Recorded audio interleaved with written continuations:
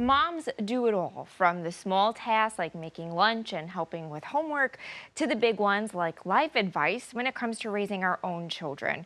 But one group of moms is adding tackle climate change to the to-do list.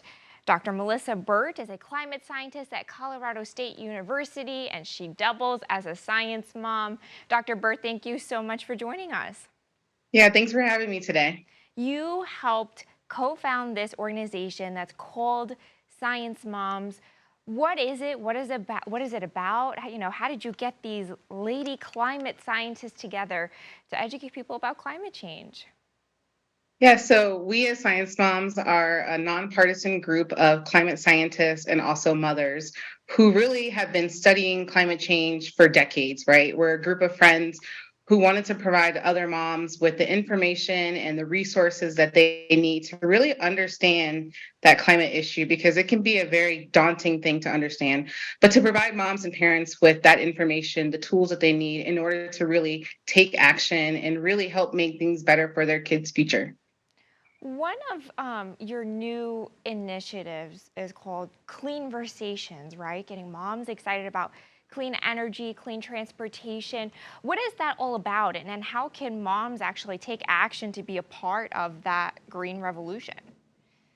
Yeah, so clean conversations are really all about having a conversation about switching to clean energy.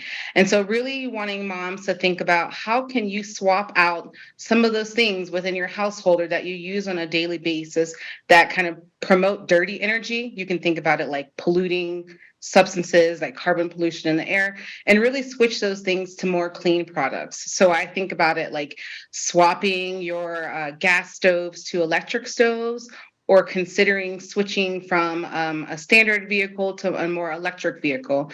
And the good news is that there's been a lot of investments at the federal level that have provided tax incentives for us to make that switch. So really getting moms to just understand what things are out there that can really make us more clean in the way that we have energy use.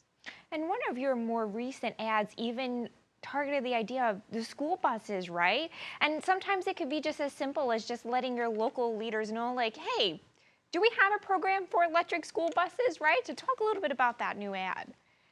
Yeah, so this new ad really sets the stage of, your kids are getting on that school bus every single morning and really relating those toxins that come from the buses to what it's like to be smoking cigarettes, right? And so really getting that notion or that mindset out there that these dirty buses essentially are polluting our air. It's making extreme weather more intense, and it's really essentially hurting our kids.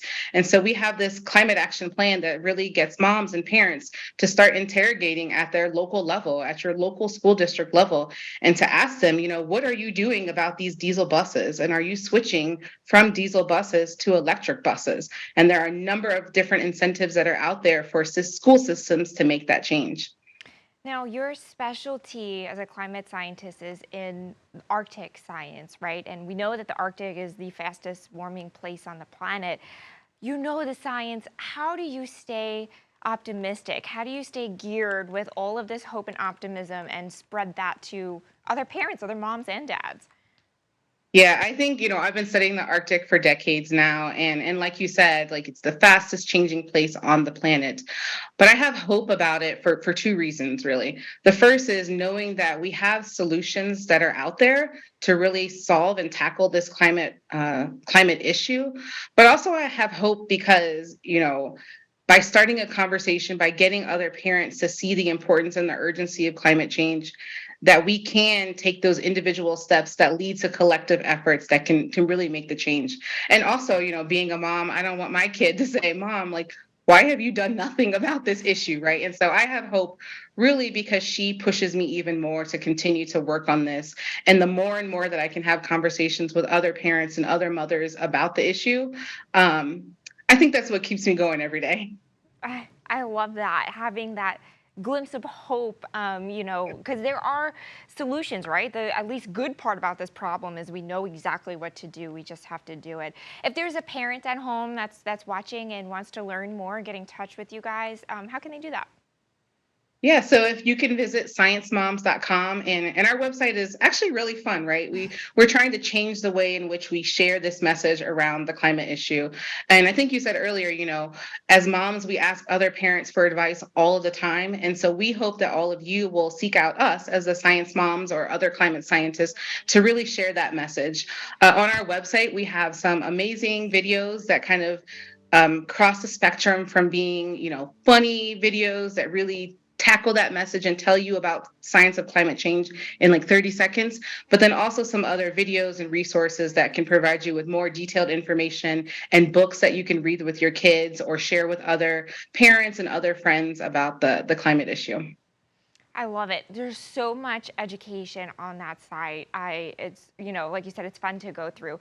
Thank you so much, Dr. Melissa Burt, climate scientist at Colorado State University and science mom. Thank you and happy Mother's Day to you. Thank you, and happy Mother's Day to all of you out there as well.